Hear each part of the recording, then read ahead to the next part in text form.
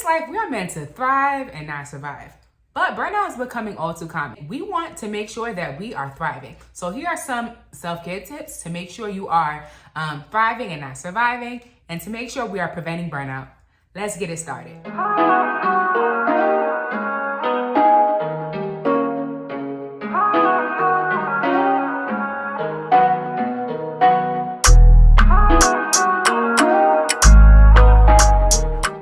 Jessica. My channel is all things faith, self-care, beauty, and lifestyle. So if that is your vibe, as a former teacher and as someone who is still working in the educational space, burnout is something that I see often, right? It's something I see often because teachers make more minute-by-minute decisions than neurosurgeons. There are other professions that also encounter the same level of exhaustion as well. If you are a primary caregiver, if you are in a health profession, if you are in public health services, you are often met with needing to make many decisions on a day-to-day basis, and that can be very draining and very emotionally exhausting. So what is burnout? Burnout is this feeling of being physically, mentally, and emotionally exhausted. And this exhaustion is really due to prolonged stress.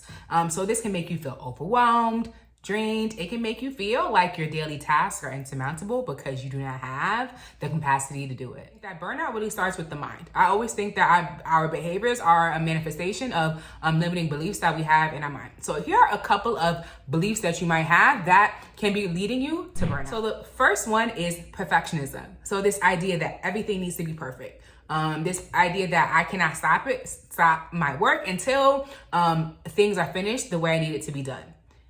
And the reason why perfectionism is leading to burnout is because you are honestly putting more on yourself than like your job requires. You are doing more because you have this picture of perfectionism that is unrealistic and also is very difficult to sustain. Another mindset that can lead to burnout is imposter syndrome. So this idea that you are not worthy of your blessings. And so if you feel like you are not worthy, or you are an imposter, or you are in a place but are not worthy of what you have, you are going to continue to do things to prove your worth, right? You are going to continue to prove that like you deserve to be in the job that you have or in the position that you have. And that process of proving yourself and feeling that you are not worthy of what you have is going to lead to burnout, because you're going to be doing way more than your job entitles, and you're going to be burning yourself out in the process.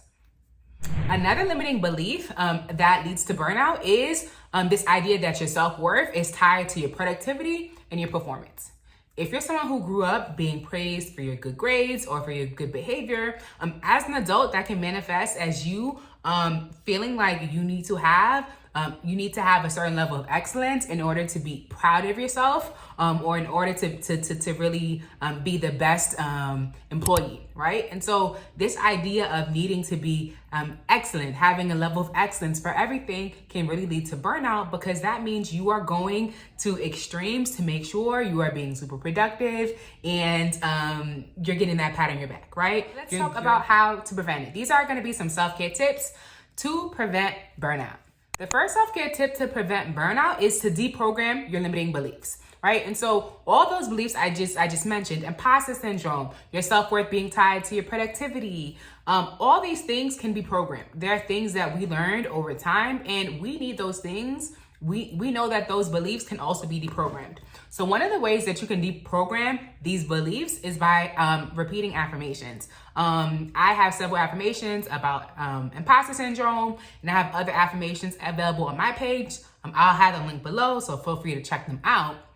But affirmations are key for making sure you are reversing any limiting beliefs that you have, any limiting beliefs that are holding you back. And in this instance, those limiting beliefs are like this idea that your self-worth is tied to you working yourself to the moon. Another way to prevent burnout is by creating boundaries. So boundaries are really for yourself. As you are becoming your next best version of yourself, you want to make sure you are creating boundaries so that you are able to nourish that version of yourself in the best environments. So when I think about boundaries, I think about boundaries that you set with others as well as boundaries that you set with yourself. So some boundaries that you set with yourself is I will not have my work email on my phone after a certain time. I will not respond or check to emails.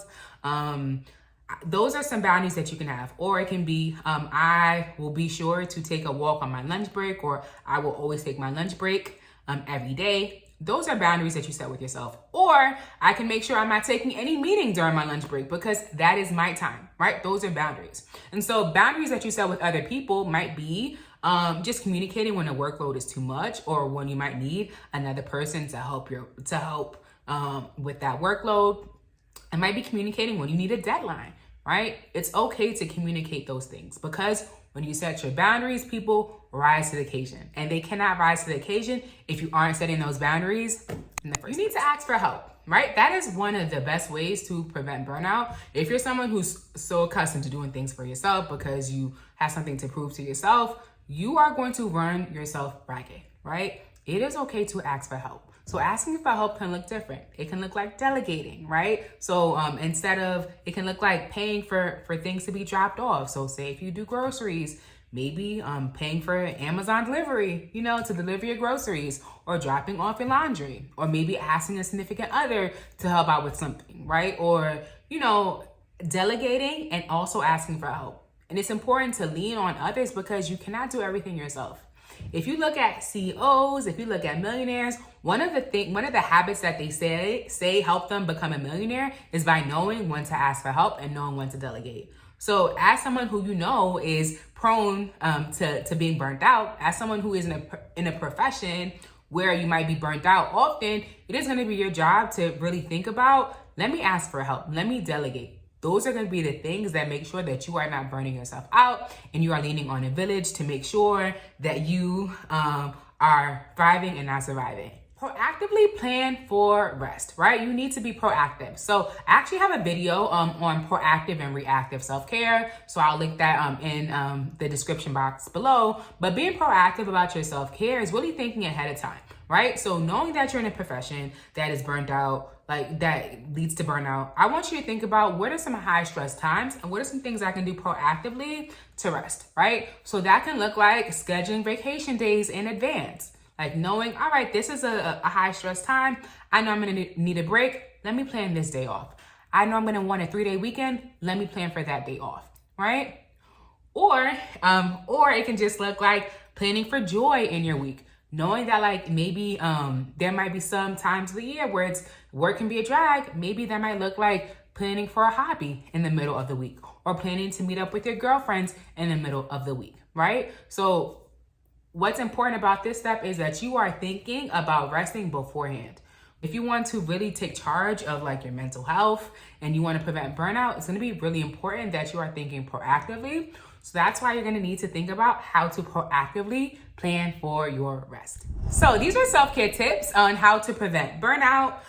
If you are in a high stress profession, please comment that down below. Or which self-care tip do you see yourself using in the next couple of months? Please also type that down below as well. Again, if you stay to the end, we are besties. So go ahead and subscribe. Catch you guys next time.